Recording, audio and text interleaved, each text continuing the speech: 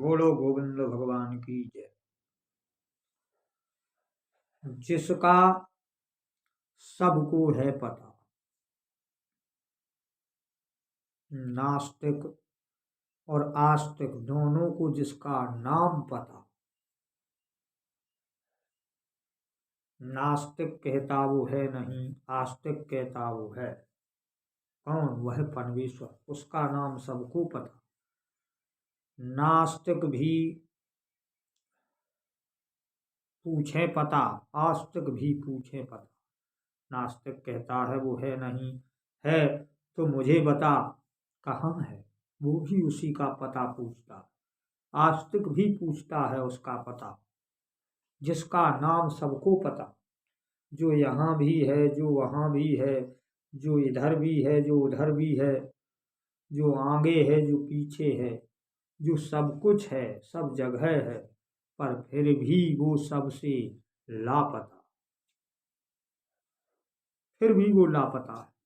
आस्तिकों से भी लापता, नास्तिकों से भी लापता। उस लापता को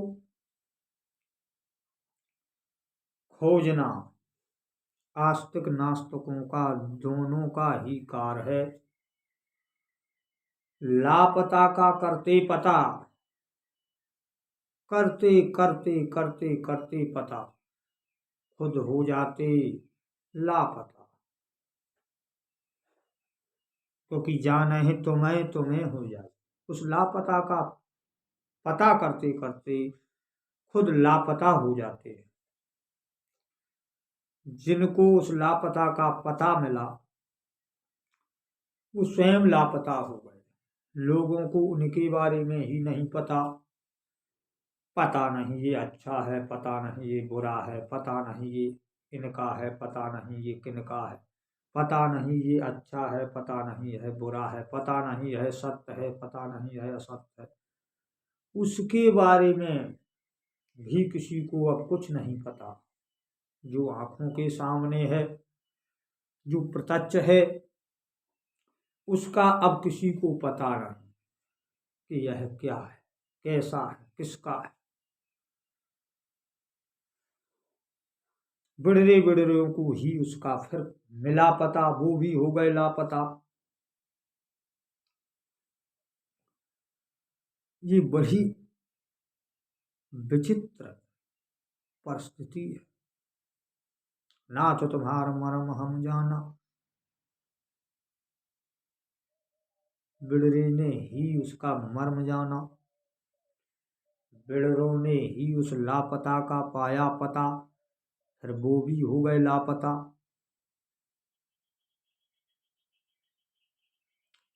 पर इतना तो होना चाहिए पता सबको कि यह तो निश्चित है कि हम मंदिर जाते हैं, तीर्थ जाते हैं, माला फेरते हैं, वेद पढ़ते हैं, कथाएं सुनते हैं, फिर भी दुखी हैं। तो यह तो निश्चित पता है कि या तो मैं स्वयं मिथ्यावादी हूँ, पाखंडी हूँ, या फिर वो नहीं जिसकी मैं पूजा किया करता हूँ, जिसका मैं पाठ करता हूँ, जिसकी मैं कथा सुनता हूँ, या वो है नहीं, या फिर मैं मिथ्यावादी हूँ। एक तो गलत है, या मैं या वह, यह सबको पता होना चाहिए। क्योंकि जाने तुम्हें तुम्हें हो जाई। यदि मैं प्रसन्न हूँ, यदि मैं सुखी हूँ, यदि मैं दुख से परे हूँ, तो यह सिद्ध होता है कि वह भी है और मैं भी सत्य पर हूँ। यदि मैं दुखी हूँ तो निसंदेह मैं असत्य हूँ, या फिर वो असत्य है, इसमें कोई संदेह नहीं है। इसलिए स्वयं को प्रसन्न करने की दवा खोजिए। स्वयं आनंद में रहने की कोशिश कीजिए। निहारिए उन्हें जो सदा प्रसन्न चित्त रहते हैं, क्योंकि जैसा ही तुम देखोगे, जैसा तुम सुनोगे, वैसे ही बन जाओगे। जानहि तुमहि तो मैं हो जाई। जो जिसे जानता है वो उस मैं हो जाता है, इसमें कोई संदेह नहीं है। वह प्रसन्नता की पूंजी क्या है? सुखी होने की पूंजी क्या है? उसे जानिए। रविदास ने कहा था, मन चंगा तो कठौती बीच गंगा। चंगा मानी प्रसन्न। प्रसन्नता ही सचमुच गंगा है। प्रसन्नता ही पवित्रता की नदी है।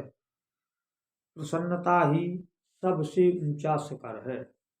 प्रसन्नता के लिए ही सारे कार लगे हुए हैं, पर कार तो हैं, प्रसन्नता नहीं।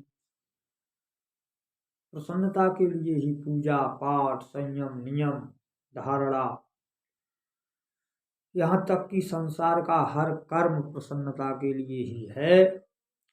पर प्रसन्नता दिखाई नहीं देती।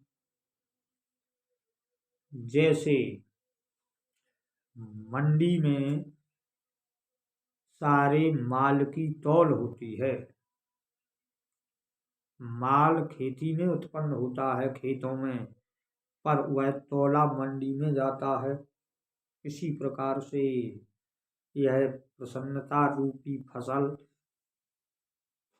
उगती तो हृदय में है, हृदय रूपी खेत में है, पर अधर रूपी मंडी में इसकी तौल होती है।